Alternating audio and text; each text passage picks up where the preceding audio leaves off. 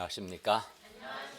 어제 하루 가을 수양회 했는데 하나님께서 영육간의 은혜를 주셔서 감사합니다. 오늘 말씀 제목은 어린 양의 진노입니다. 요절 6장 16절을 같이 읽겠습니다. 6장 16절 시작.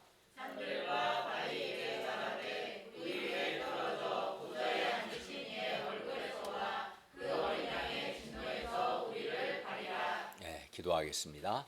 은혜로우신 주님, 오늘도 살아계신 성부 하나님, 성자 하나님, 성령 하나님께 예배드릴 수 있도록 은혜 주심을 감사합니다. 우리가 주님을 기쁘시게 하고자 하는 소원 가운데 예배를 드리게 해주십시오. 또 우리의 많은 죄와 허물을 예수님의 피로 용서하여 주시고 또 하나님의 말씀으로 우리 마음을 새롭게 해주시고 은혜 주시기를 기도합니다. 예수님의 이름으로 기도하였습니다. 아멘. 세상에서는 주로 어떤 사람들이 인정받고 대접받습니까? 세상에서는 주로 돈이 많거나 또는 성공했거나 한 사람들이 이제 대접을 받습니다. 그래서 이제 은행을 가도 돈이 많은 사람은 VIP 대접을 받고 특별 대우를 받습니다. 그러기 때문에 사람들은 주로 이렇게 돈이 많고 성공한 사람들이 인정받고 대접받기 때문에 사람들은 돈을 많이 벌고 또 사회적으로 자기도 성공해서 화려한 삶을 살고 싶어 합니다. 그러나 우리는 이런 세상에서 돈이나 사회적인 성공이나 또는 세속적인 화려함보다 우리 죄를 위해 죽임 당하시고 승리하신 어린 양 예수님을 따르는 삶을 살기 때문에 우리의 이러한 삶은 세상적인 관점에서 볼 때 화려하지 않습니다. 그러다 보니 우리는 돈 많고 또 사회적으로 성공하고 또 화려하게 사는 사람들 앞에서 때로 움츠러 들고 또는 주눅 들고 또는 그런 자신이 작아 보이기도 하고 자기 자신에 대해서 초라하게 생각할 수도 있습니다. 그리고 그렇게 세상적으로 잘 나가는 사람들을 부러워할 수 있습니다. 그러나 오늘 말씀은 아무리 돈이 많고 또 사회적으로 성공하고 또 세상에서 화려하게 살지라도 땅에 거하는 자들에게는 어린 양 예수님의 진노가 있다고 말씀합니다. 그리고 어린 양 예수님의 진노 앞에서 아무도 능히 설 수 없다라고 말씀합니다. 반면 하나님의 말씀과 그들이 가진 증거로 말미암아 죽임을 당한 영혼들 곧 성도들에게는 흰 두루마기가 주어집니다. 오늘 말씀을 통해서 우리가 땅에 거하는 자들과 성도들의 결국이 어떠한가 배울 수 있기를 기도합니다. 그리하여 우리가 확신 가운데 죽임당한 어린 양 예수님을 따를 수 있기를 기도합니다. 첫째, 어린 양의 진노가 시작되기 전 고난의 현실 1절에서 8절 말씀입니다. 우리는 지난 4장에서 하늘 보좌에 앉으신 하나님께서 세상을 통치하신다라는 것을 배웠어요. 그리고 지난 시간에 5장에서는 보좌에 앉으신 하나님의 구원과 심판 계획이 기록된 이 두루마리의 인을 죽임당한 어린 양 예수님만이 떼실 수 있다라는 것을 또한 배웠습니다. 그리고 오늘 이제 6장은 계시록 6장은 어린 양 예수님께서 7인으로 봉해진 두루마리의 인을 떼시는 내용이에요. 그런데 이제 6장에서는 어린 양 예수님께서 7인 중에서 첫째 인부터 여섯째 인까지를 몇 개 인이 돼? 6개 인이 되겠죠. 첫째에서 여섯째까지 6개의 인을 떼십니다. 6장에서 어린 양 예수님께서 그리고 이제 7개의 인으로 이 두루마리가 봉해졌기 때문에 7개 인을 다 떼시면 진노의 큰 날이 이르게 됩니다. 그러니까 어린 양 예수님께서 7인을 다 떼기 전에는 종말 심판이 시작되지 않습니다. 종말 심판은 어린 양 예수님께서 7개 인을 다 떼시면 이제 그때 시작되는 거죠. 따라서 오늘 말씀은 어린 양 예수님께서 7째 인을 떼기 전, 곧 종말 심판이 일어나기 전의 현실, 곧 사도 요한과 당시 소아시아 7교회의 현실을 보여주는 말씀입니다. 그리고 6째 인을 떼시면, 어린 양 예수님께서 6째 인을 떼시면 진노의 큰 날이 곧 시작될 것임을 알리고 땅에 거하는 자들이 어린 양의 진노 앞에 능히 설 수 없음을 말씀합니다. 어린 양 예수님께서 7째 인을 떼면, 곧 7개의 인을 다 이제 떼시면 종말 심판이 시작됩니다. 어린 양 예수님께서 두루마리의 인을 떼신다는 것은 살펴본 것처럼 예수님께서 하나님의 구원과 심판 계획을 인을 다 뗀다는 것은 드러내시고 그것을 실행하시는 것을 의미합니다. 이게 상징적인 표현이겠죠. 두루마리의 인을 7개 인을 다 떼신다는 것은 거기에 두루마리에 하나님의 심판과 구원 계획이 기록되어 있고 그것을 이제 드러내시고 어린 양 예수님께서 실행하시는 것을 의미합니다. 그러므로 학생들의 학점이 누구에게 달려 있어요? 엄마 아빠한테 달려 있지 않고 교수님에게 달려 있는 것처럼 각 사람의 구원과 심판이 어린 양 예수님께 달려 있어요. 왜냐하면 어린 양 예수님께서 7개 인을 떼심으로써 하나님의 심판과 구원 계획을 실행하시기 때문에 그렇죠. 이제 어린 양 예수님께서 첫째 인을 떼십니다. 1, 2절을 보십시오.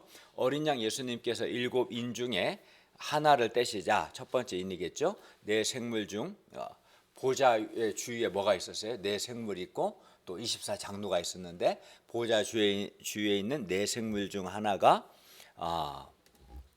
오라 이렇게 했고, 그러자 흰 말이 나타났어요. 그리고 흰말 탄 자에게 흰 말이 있고 흰 말 탄 자가 있는데 그에게 이렇게 활이 주어져 있는데 이 활을 가진 흰말을 탄 자는 당시 파르티아 제국의 군사들을 연상하게 합니다. 왜냐하면 당시 파르티아 제국의 군사들은 말을 탄 상태에서 활을 쏠 수 있었기 때문입니다. 그리고 이 파르티아 제국, 그러니까 팔레스타인 동쪽에 있는 제국인데 파르티아 제국의 군대는 BC 55년에서 AD 62년 사이에 로마 제국의 매우 위협적인 존재였습니다. 그리하여 흰 말을 탄 자가 이제 활을 가졌고 면류관을 받고 이기고 또 이기려는 이게 싸우는 거죠. 이 모습은 전쟁 상황을 이제 상징하는 겁니다. 그러니까 첫째 인은 나라와 나라 사이, 민족과 민족 사이에 계속해서 전쟁이 있음을 이제 의미하는 거죠. 그러니까 계시록 특히 4장부터 22장은 상징적인 언어를 많이 사용했다는데 첫째 인은 내용은 전쟁 상황을 상징하는 거죠. 3, 4절을 보십시오. 어린 양 예수님께서 둘째 인을 떼시자 이번에는 붉은 말을 탄 자가 하나님의 허락을 받아서 땅에서 화평을 제하여 버리며 서로 죽이게 합니다. 붉은 말을 탄 자는 큰 칼로 땅에서 평화를 제하여 버리는 일을 합니다. 그래서 사람들은 이제 땅에서 화평을 원하지만 땅에 화평이 없고 서로 죽이는 전쟁이 있습니다. 첫째 인과 둘째 인은 그러니까 전쟁과 관련이 있는 거죠. 관련 있고 그로 인해서 이제 사람들이 죽고 땅에서는 평화가 사라집니다. 실제로 사도 요한 당시나 오늘 우리 지금 현재나 나라와 나라 사이, 민족과 민족 사이 또는 내전 등으로 인해서 땅에서는 전쟁들이 끊임이 없고 또 이로 인해서 많은 사람들이 죽었고 지금도 죽고 있습니다. 그리고 전쟁으로 인해서 땅에 평화가 없습니다. 5, 6절을 보십시오. 어린 양 예수님께서 셋째 인을 떼시자 이번에는 검은 말을 탄 자가 손에 뭘 가졌어요? 저울을 가졌어요. 셋째는 그리고 한 데나리온은 당시 노동자 하루 품삯이었는데 뭐 오늘날로 한다면 뭐 이제 5만 원이 될 수도 있고 10만 원이 될 수도 있겠죠. 이제 하루 품삯 얼마에 따라서 그러니까 최저 임금이 1시간당 10,000원이 좀 넘으니까 제가 생각할 때 한 8시간 정도 일한다고 생각하면 한 8만 원에서 10만 원 정도 되지 않을까, 오늘날로 한다면 생각이 됩니다. 그런데 한 데나리온의 밀 한 대요, 한 데나리온의 보리 석대였어요. 그리고 여기서 한 데나리온의 밀 한 대라는 것은 당시 로마 평균 물가의 8배가 넘는 가격이었어요. 이렇게 곡물 가격이 폭등한 것은 바로 기근 때문입니다. 그러니까 우유가 이제 뭐 1리터 한 뭐 2,000원 전후하지 않습니까? 근데 뭐 우유 하나에 2만 원이다. 그럼 상당히 부담스럽지 않겠어요? 네, 가격이 비싼 거죠. 기근 때문에 그렇게 된 거예요. 그러니까 셋째 이는 당시 기근의 현실을 보여주는 것이죠. 그러나 감람류와 포도주는 해치지 말라는 것은, 감람류와 포도주는 당시 주식이었는데 이것까지 없어지면 기근이 너무 심하기 때문에 하나님께서 긍휼을 베푸신 겁니다. 7, 8절을 보십시오.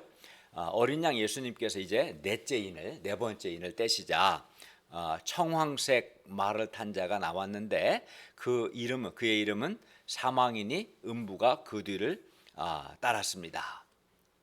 청황색 딱 안 두르죠. 청황색은 파란색과 노란색을 혼합한 색으로 주로 초록색에 가까워요. 초록색. 그러니까 청황색, 초록색은 시체나 피부가 멍들었을 때 그 색깔과 비슷합니다. 그 음부는 죽은 자들이 가는 장소를 가리킵니다. 그리고 땅 4분의 1이 검과 흉년과 사망과 땅의 짐승들로서 죽임을 당합니다. 물론 여기서 땅의 4분의 1이라는 말도 문자적으로 땅의 4분의 1을 의미하는 것이 아니라 땅에 있는 사람들의 일부를 가리키는 상징적인 표현입니다. 이상에서 어린 양 예수님께서 첫째 인을 떼셨을 때 전쟁이 있었고요. 둘째 인을 뗐을 때 땅에서 화평이 제거되었고 또 서로 죽임으로써 죽음이 있었고, 셋째 인을 뗐을 때는 기근이 있었습니다. 또 넷째 인을 뗐을 때는 사망과 음부가 있었습니다. 그리고 이러한 전쟁, 기근, 죽음들은 1세기 요한의 시대뿐만 아니라 21세기 오늘날 우리 시대에도 우리가 경험하고 있는 일들입니다. 그러니까 요한의 시대나 우리 시대나 우리는 땅에서 전쟁과 기근과 죽음을 경험하고 있습니다.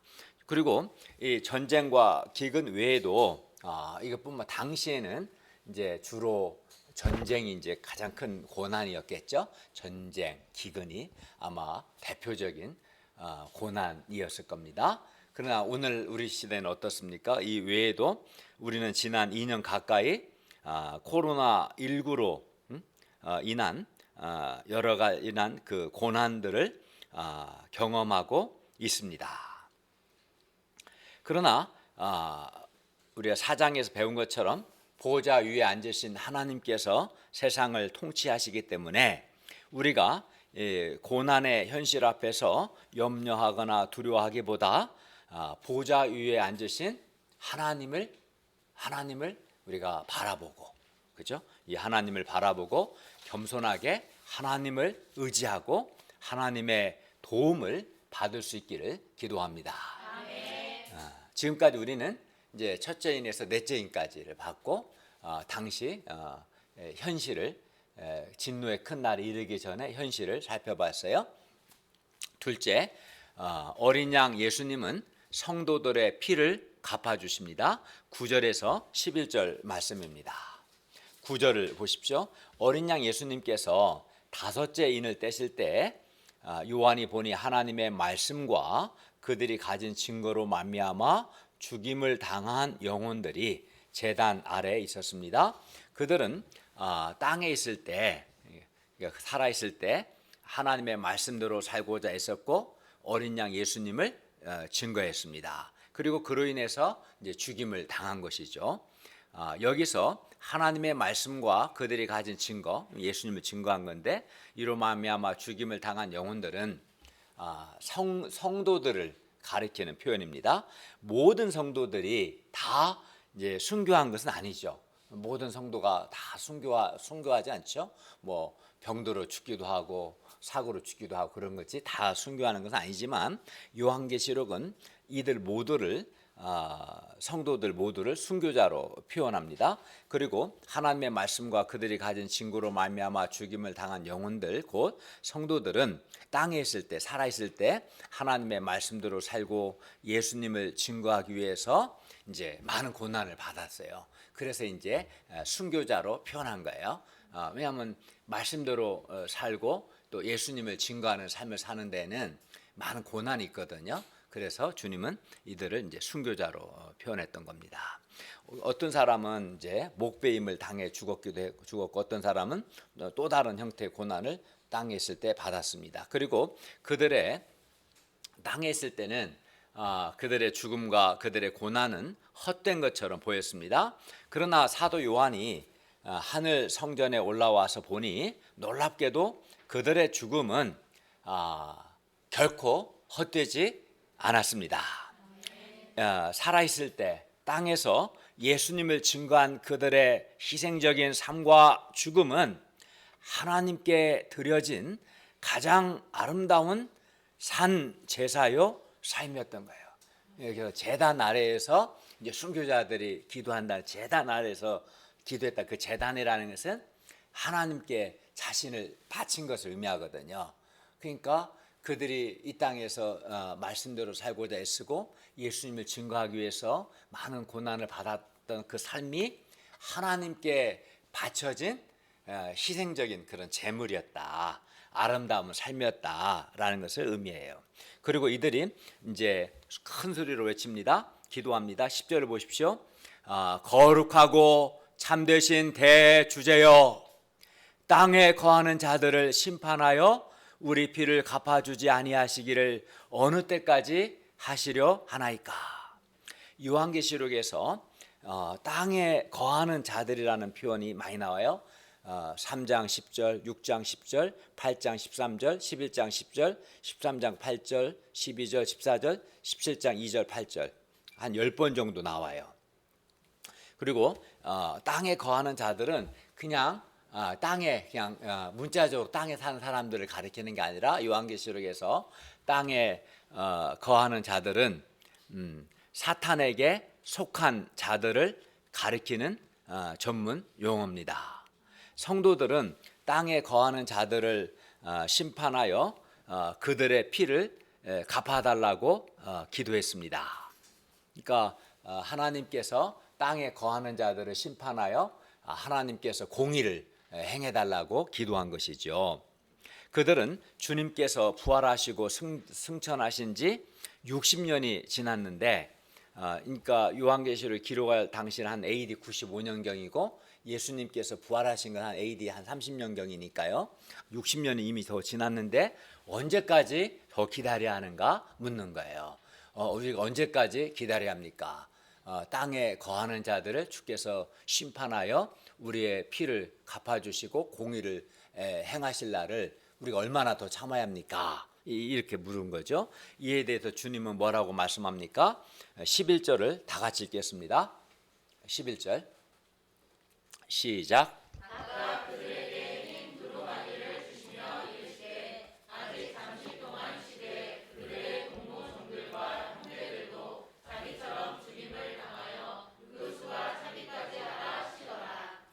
하나님은 먼저 그들 각자에게 뭘 주셨어요? 흰 두루마기를 주셨습니다. 이 흰 두루마기도 이제 상징적인 표현인 거예요, 사실은. 우리가 뭐 하나님 나라 가면 다 하얀색 조선시대 같이 두루마기 입는가 하고 그건 아니고 흰 두루마기 성경의 상징적인 표현이에요. 여기서 흰 두루마기는 하나님께서 주시는 보상, 그들이 이제 하나님의 말씀대로 살고 예수님을 증거한 삶에 대한 보상과 또 승리, 하나님 주시는 승리를 상징하는 거예요. 하나님께서는 이 땅에서 하나님의 말씀대로 살고 예수님을 증거하기 위해서 많은 고난을 받은 성도들의 헌신을 보상해 주신다는 거예요. 흰 두루마기를 주셨다는 것은 성도들의 그 말씀을 살고자 애썼고 또 예수님을 증거한 삶에 대해서 하나님께서 보상하신다. 하나님께서는 이 땅에서 자기를 더럽히지 않고 예수님을 증거한 삶을 산 사람들을 반드시 보상해 주십니다. 우리가 세상에서 믿음으로 사는 것이 얼마나 힘듭니까? 포기하고 싶을 때가 또 얼마나 많습니까? 왜냐하면 믿음으로 사는 사람 삶에는 수고가 있고 자기 부인을 해야 하고 또 이렇게 희생이 있기 때문에 그렇습니다.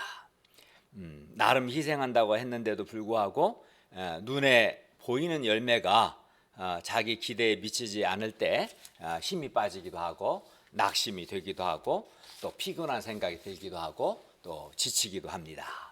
게다가 인간적으로도 별로 내가 예수님 믿고 믿음으로 사는 것 같은데 이제 물론 인간적으로 잘 되는 케이스도 많이 있지만 또 경우에 따라서는 별로 이렇게 인간적으로도 별로 잘 되는 것 같지 않을 때 예를 들어서 내가 믿음을 살았는데 취직도 빨리빨리 안 되는 것 같고 연봉이 그렇게 많은 것 같지도 않고 또 자식들이 잘 되는 것 같지도 않고 게다가 돈도 별로 많이 벌지도 못하고 이러면 이제 마음이 힘들고 하나님께 헌신하는 삶에 대해서 회의가 될 수 있어요. 내가 믿음으로 사는 게 무슨 의미가 있을까 이런 생각할 수 있겠죠.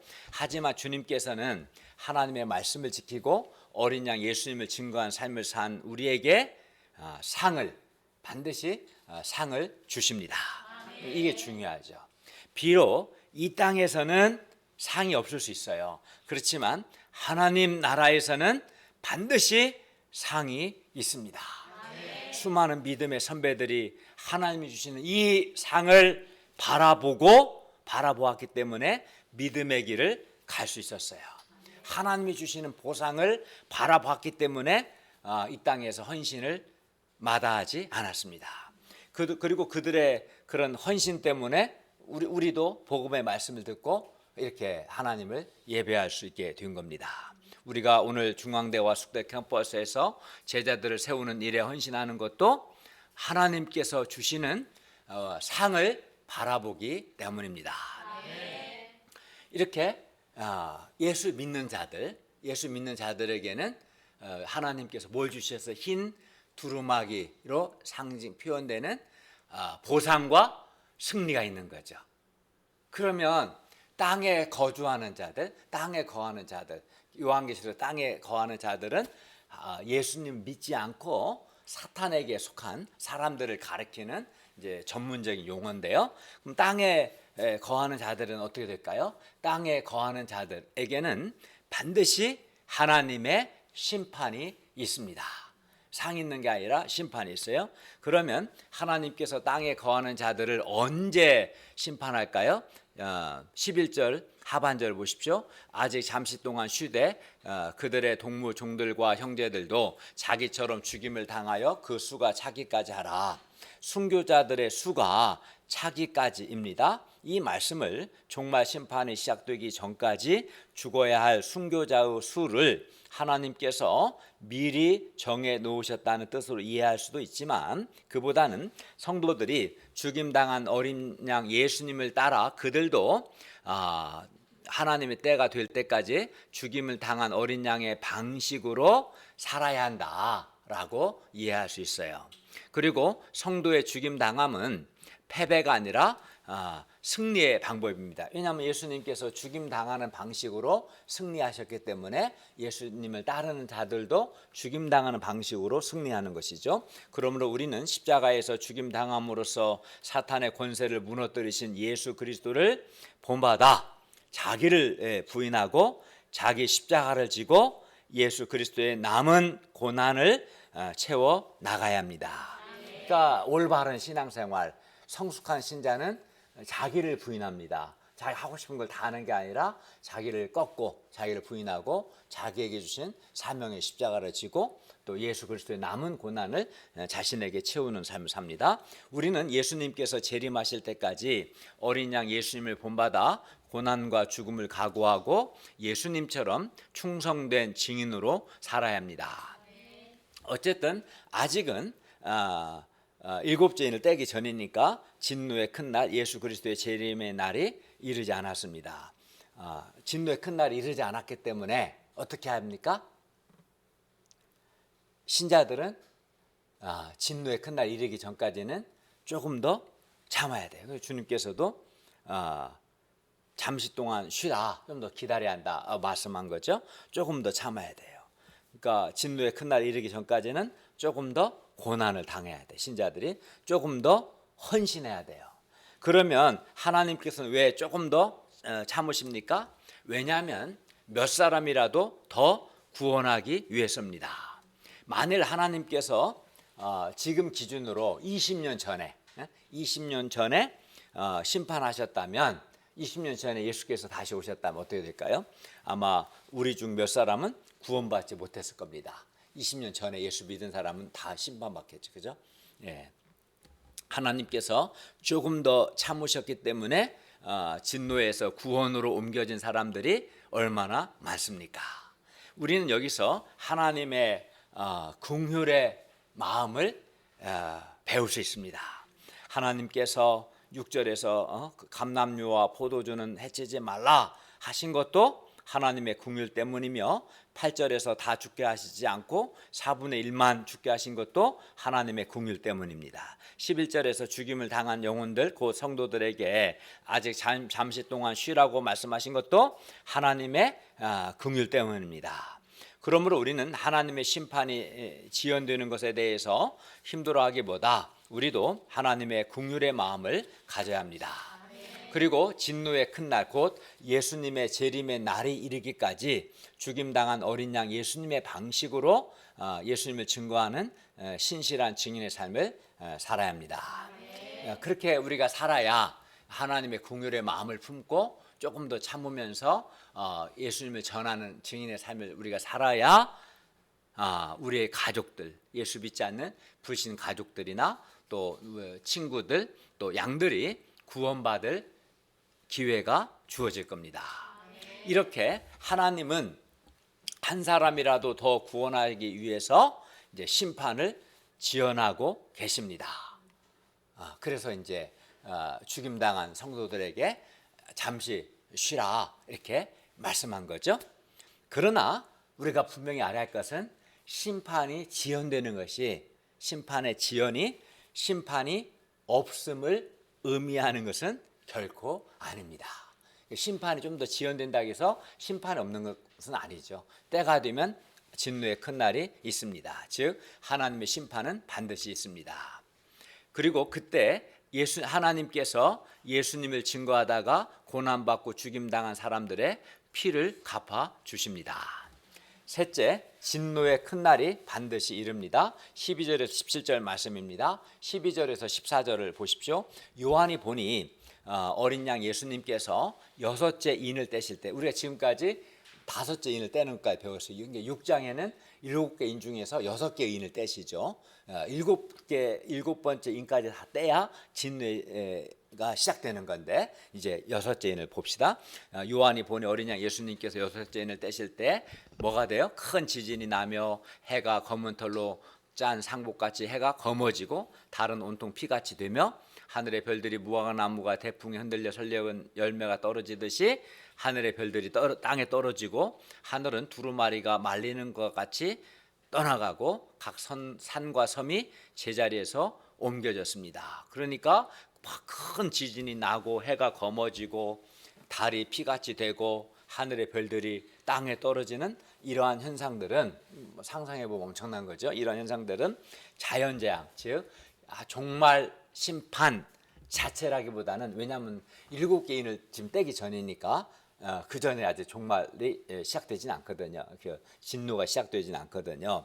그래서 종말 심판 자체라기보다는 심판자 하나님의 현현, 하나님의 나타나심과 종말 심판이 시작되기 직전에 공포와 전율을 자연 현상을 통해서 비유적으로 나타낸 겁니다. 그러니까 하나님 심판하신 하나님이 얼마나 크고 두려운 분이신가.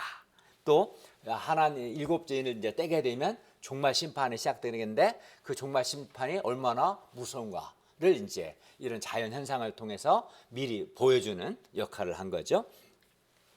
그리고 이러한 자연 현상들은 큰 진노의 큰 날이 이제 임박했다, 곧 시작된다를 이제 보여줍니다.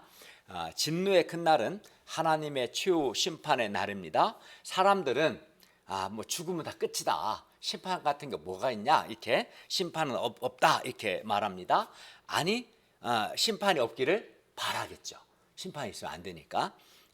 그러나 성경은 창세기부터 요한계시록까지 성경은 반복해서 진노의 큰 날이 있음을 분명하게 말씀합니다. 그러면 진노의 큰 날이 이를 때 사람들의 반응이 어떠합니까? 15, 16절을 보십시오. 진노의 큰 날이 이르면 땅에 있는 사람들, 여기서 땅은 이제 땅에 거주하는 사람들, 예수 믿지 않고 하나님께 속하지 않고 도리어 사탄에게 속한, 예수님 믿지 않고 사탄에게 속한 사람들을 이제 가리키는데요. 이 땅에 있는 사람들이 어린 양 예수님의 진노가 너무나 무섭기 때문에 굴과 산더르 바위 틈에 숨습니다. 평소 큰 소리 치고 주님과 주님의 교회를 무시하고 함부로 대한 땅의 임금들, 왕족들, 장군들, 부자들, 강한 자들, 한마디로 세상에서 가장 잘 나가니까 교만한 이 사람들이 그때는 어린 양의 진노가 너무나 두려워서 숨는 거예요. 세상에서 소위 잘 나간다는 사람들이 어린 양 예수님의 진노 앞에서 모두 두려움에 떱니다. 물론 사탄에게 속한 모든 종과 자유인도 어린 양 예수님의 진노가 두려워서 숨습니다. 진노의 큰 날, 그 최후 심판의 날에는 모든 부류의 사람들, 심지어 가장 담대한 사람도 공포에 이제 사로잡힙니다. 그래서 산들과 바위에게 제발 그들 위에 떨어져 보좌에 앉으신 하나님의 얼굴과 어린 양 예수님의 진노에서 가리라, 즉 보이지 않게 좀 숨겨달라. 어린 양의 진노를 보는 게 너무 무섭다, 제발 좀 우리를 이렇게 가려서 보이지 않게 좀 해달라고 부탁합니다. 그만큼 어린 양 예수님의 진노가 크고 두렵습니다. 누구도 이 어린 양 예수님의 진노 앞에서 피할 수 없다는 것을 17절은 다음과 같이 말씀해요. 그들의 진노의 큰 날이 이르렀으니 누가 능히 서리오. 이 말은 어린 양의 진노의 큰 날에 누구도 어린 양의 진노 앞에서 설 수 없다라는 뜻이겠죠. 모든 사람들이 어린 양 예수님 앞에 서야 할 날이 반드시 옵니다. 그리고 그날은 어린 양 예수님의 진노의 큰 날입니다. 그날 어린 양 예수님께서 공의의 심판을 행하십니다. 어린 양 예수님의 십자가 용서의 사랑을 배척하고 복음을 거절한 모든 사람에게 하나님의 진노가 임합니다. 그리고 누구도 어린 양 예수님의 이 진노 앞에 설 수가 없습니다.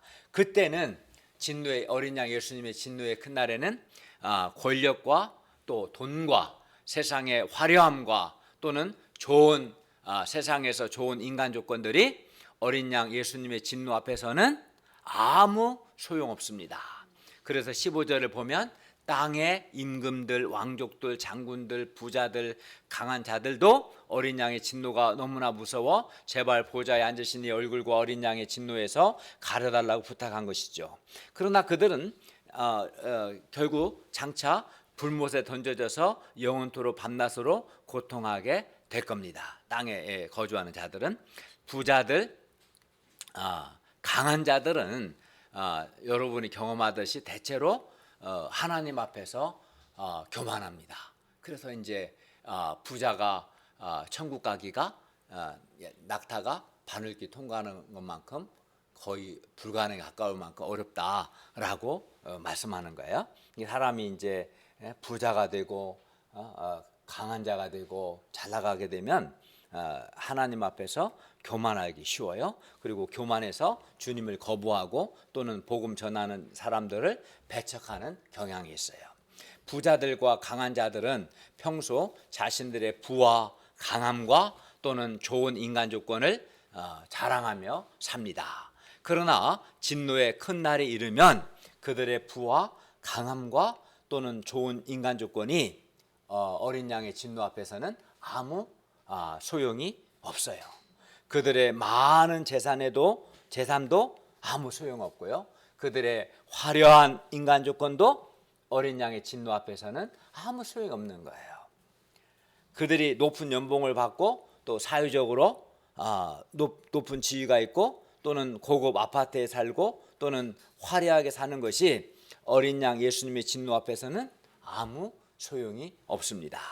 그런데 우리가 알아야 할 것은 어린 양의 진노의 대상은 여러 번 반복해서 말씀드린 것처럼 땅에 거하는 자들, 곧 예수 믿지 않고 사탄에게 속한 자들이라는 거예요. 앞에서 말씀드린 것처럼 땅에 거하는 사람들, 땅에 있는 사람들이라는 이 표현은 요한계시록에서 예수 믿지 않고 사탄에게 속한 자들을 가리키는 전문적인 용어입니다. 그래서 15절은 땅에라는 말로 수식하잖아요. 15절 보면 땅의 임금들, 왕족들, 장군들, 부자들, 강한 자들, 모든 종과 자유인이라고 한 겁니다. 우리 신자들은 어린 양의 진노의 대상이 그렇기 때문에 아니죠. 어린 양의 진노의 대상은 땅에 거주하는 자들, 예수 믿지 않는, 그래서 사탄에게 속한 자들이 어린 양의 진노의 대상이기 때문에 우리 신자는 어린 양의 진노의 대상이 아닙니다. 그러니까 우리는 진노의 큰 날이 이르는 것을 전혀 두려워할 필요가 없습니다. 땅에 거하는 자들에게 임하는 진노의 큰 날이 우리 믿는 자들에게는 오히려 구원의 큰 날이 되고 승리와 영광의 날이 될 것입니다. 신실한 신자들은 땅에서 예수님을 증거하는 충성된 삶을 살기 때문에 고난과 환난이 있습니다. 그러나 진노와 심판은 결코 없어요. 그러니까 신자에게는 요한계시를 보면 고난과 환난은 있지만 진노와 심판은 없습니다. 그러므로 우리에게 고난은 있으나 진노는 없습니다. 고난과 진노는 전혀 다르죠. 주님의 교회는 결코 진노의 대상이 아닙니다. 그렇기 때문에 교회는 진노의 큰 날에 대해서 결코 두려워할 필요가 없습니다. 아니 오히려 10절 죽임당한 순교자들처럼 진노의 큰 날이 오기를 우리는 사모해야 돼요. 장차 임할 진노의 큰 날을 통해서 죽임당한 자들의 피를 갚아주시고 예수님께 속한 우리에게 큰 구원과 승리와 영광을 주시는 하나님께 감사를 드립니다. 그러니까 땅에 거주하는 자들에게는 진노의 큰 날이지만 예수 믿는 우리에게는 그날이 보상과 승리와 구원의 큰 날이 될 것입니다. 그러면 이제 어린 양 예수님의 이 진노의 큰 날이 있다는 사실이 오늘 우리에게 주는 메시지가 무엇일까요? 첫째는 우리는 땅에 거하는 자들의 부함과 강함과 화려함을 부러워할 것이 아니라 우리가 어린 양 예수님께 속한 것을 감사하고 자부심을 가져야 합니다. 진노의 큰 날이 우리 신자들에게는 주님께서 이미 순교한 사람들과 잠재적인 순교자의 삶을 사는 우리의 피를 갚아주시고 우리 기도에 응답하시는 날입니다. 왜냐하면 진노의 큰 날이 하나님의 말씀과 그들이 가진 증거로 말미암아 죽임당한 영혼들 곧 성도들의 기도에 대한 응답으로 주어지기 때문입니다. 뿐만 아니라 진노의 큰 날이 우리에게는 진노의 큰 날이 아니라 큰 구원의 날이요 승리와 영광의 날입니다. 그렇기 때문에 우리가 어린 양 예수님께 속한 것을 감사하고 자부심을 가져야겠죠. 진노의 큰 날에 우리는 하나님의 보상과 신자의 승리를 상징하는 흰 두루마기를 입을 것입니다. 그러므로 우리는 땅에 거하는 자들의 외적인 화려한 모습에 주눅들지 말아야 합니다. 땅에 거하는 자들의 부와 강함을 부러워하지 말아야 합니다. 땅에 거하는 자들은 진노의 큰 날이 이르면 어린 양 예수님의 진노를 받아서 불못에 던져져서 영원히 밤낮으로 고통하게 될 것입니다. 그러므로 우리가 진정 입어야 할 옷은 세상의 화려한 옷이 아니라 하나님이 주시는 흰 두루마기입니다. 15, 16절 말씀은 땅에 거하는 자들이 진노의 큰 날에 직면할 실존이었습니다. 진노의 큰 날이 이르면 땅에서 잘 나가는 것이 아무 소용이 없어요. 땅에서 부자이다는 거, 강한 자라는 거 아무 소용없어요. 반면 예수님께 속한 우리에게는 진노의 큰 날이 구원의 큰 날이 됩니다. 진노의 큰 날이 우리에게는 승리의 날이요 영광의 날이 될 겁니다. 여러분, 그러면 누가 진짜 승리자겠습니까? 예수 믿는 우리가 진짜 승리자인 거죠. 그러므로 우리는 우리가 어린 양 예수님께 속한 자들이라는 것을 감사하고 자부심과 긍지를 가져야 하겠습니다. 왜 그렇습니까? 진노의 큰 날이 있기 때문에 그렇습니다. 진노의 큰 날이 있고 그날은 대반전이 일어나는 거죠. 그렇기 때문에 우리가 어린 양 예수님께 속한 것에 대한 감사와 자부심을 가지고 믿음의 길을 포기하지 말고 계속해서 믿음의 길을 가고 믿음으로 살아야 합니다. 죽임당한 어린 양 예수님을 따라 우리 역시 죽임당한 어린 양 예수님의 방식으로 살아야 합니다. 둘째, 우리는 세상을 향해서 예수님의 구원과 심판의 메시지를 전해야 합니다. 어린 양의 진노의 큰 날이 이르기 전에, 너무 늦기 전에, 어린 양의 진노의 큰 날 이르면 이제 그때는 기회가 없죠. 그러기 전에, 너무 늦기 전에 불신자 가족들과 친구들, 양들이 예수 그리스도를 믿도록 끈질기게 복음을 전하고 그들을 위해서 기도해야 합니다. 진노의 큰 날이 이르기 전에, 즉 아직 기회가 있을 때 그렇게 해야 합니다. 혹시 우리 중에 여러분 없겠지만 예수님 믿지 않는 사람들은 진노의 큰 날이 이르기 전에 빨리 회개하고 예수님을 믿어야 합니다. 진노의 큰 날이 이르게 되면 부자도 심판받고 강한 자도 심판받고 세상적으로 화려한 삶을 살고 잘 나가는 사람도 심판받습니다. 물론 인간 조건이 좋은 사람 역시 심판받습니다. 그렇기 때문에 진노의 큰 날이 이르게 되면 그가 세상에서 잘 나가는 것이 아무 소용이 없는 겁니다. 그러므로 우리는 진노의 큰 날이 이르기 전에 예수 그리스도의 복음을 전해야 하고 우리의 복음의 말씀을 듣는 자들은 우리가 전하는 복음을 듣고 회개해야 합니다. 우리가 하나님의 말씀대로 살고 예수님을 증거하는 삶을 살 때 반드시 고난과 환난이 있습니다. 고난과 환난이 있는 것이 당연합니다. 우리는 가정과 캠퍼스와 직장에서 이것을 경험합니다.